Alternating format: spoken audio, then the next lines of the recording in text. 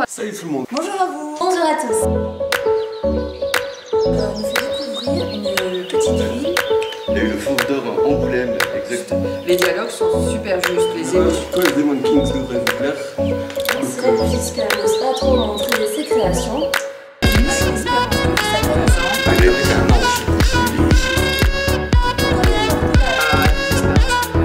est du manga, c'est bon.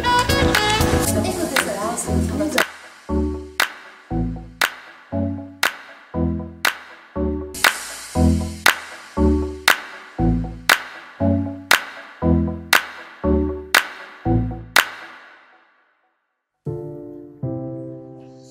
Bonjour à vous. Pour le titre du jour, nous allons commencer par quelque chose de très léger avec le roman Comme un enchantement de Nathalie Hugues. Et Nathalie Hugues est une écrivain et scénariste qui est assez spécialiste des romans d'amour aussi, puisque elle-même a vécu une histoire peu banale.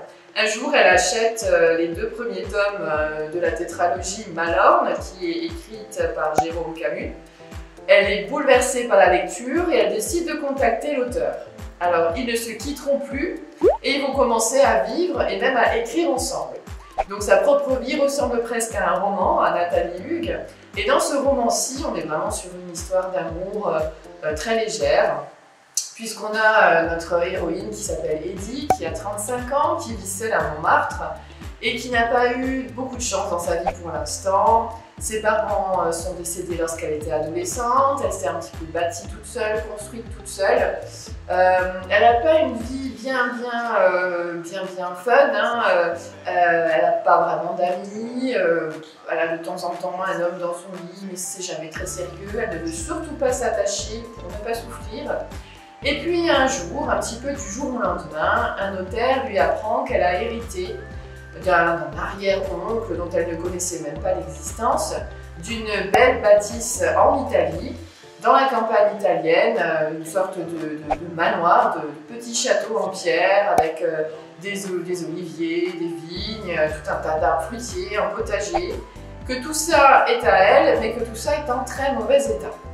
Alors finalement, comme rien ne l'attache vraiment à sa vie parisienne, elle va tout quitter et elle va se rendre en Italie, où là, elle va remarquer que la tâche est beaucoup plus ardue que ce qu'elle aurait pensé, que tout est vraiment très vieux. Et puis, elle va être très touchée par cette famille qu'elle ne connaissait pas. Elle va essayer un petit peu de découvrir l'histoire de cet oncle et de sa femme, qui est aussi une très belle histoire. Et elle va découvrir pas mal de surprises dans ce bâtiment, mais je ne vous en dis pas plus, puisque cette histoire qui est vraiment très agréable à lire et qui se lit d'une traite, va vous emmener dans cette Italie. On a envie de rester avec l'héroïne quand elle mange sa salade de tomates sous un arbre au soleil couchant et qu'elle mesure les plaisirs simples de la vie. On a envie de vivre une histoire d'amour comme elle va en vivre, mais je ne vous en dis pas trop non plus. Et tout ça dans un décor vraiment splendide. Voilà, je vous retrouve très bientôt pour un nouveau numéro de Et toi, tu lis quoi? En attendant, bonne lecture à vous!